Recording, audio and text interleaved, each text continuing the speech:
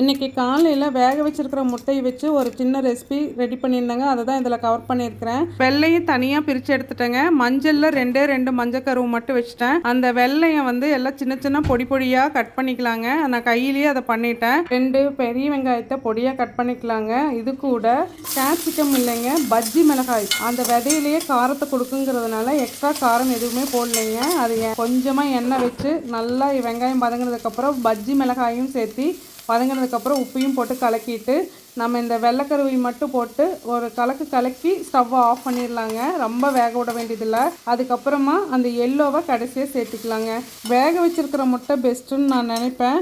So அதில் இந்த மாதிரி பண்ணி கொஞ்சம் வித்தியாசமாக சாப்பிட்றதுக்கு நல்லா இருந்தது. இது கண்டிப்பாக ப்ரோட்டீன் அண்ட் ஃபைபர் ரிச் ஃபுட்டாக இருக்கும்.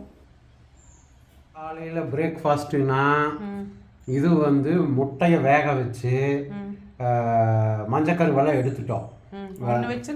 அது சைடில் இது டிஷ்ஷு சொல்கிறேன். மஞ்சக்கருவை எடுத்துட்டு அப்புறம் வெள்ளையெல்லாம் வெந்த வெள்ளை முட்டையெல்லாம் சிறுசாக பொடிச்சு கேப்சிகத்தையும் வணக்கி பஜ்ஜி மிளகாய் நீளமாக இருக்குமில்ல, பச்சை கலரா லைட் கிரீனா, அதை வணக்கி இது கூட போட்டு மிக்ஸ் பண்ணியிருக்குது. இது ஒரு ஐட்டம். அப்புறம் மஞ்சக்கருவு ஒன்று. அப்புறம் இது பீட்ரூட் பொரியல் துருவி பண்ணியிருக்குது. அப்புறம் இது நம்ம சப்போட்டா. அப்புறம் இது நம்ம பட்டர் ஃப்ரூட்டு. அப்புறம் இது பழைய சாப்பாடு தண்ணி மாதிரி. இது குவான்டிட்டி அதிகமாக இருக்காதா? இதெல்லாம் அப்புறம் வேணுமில்ல.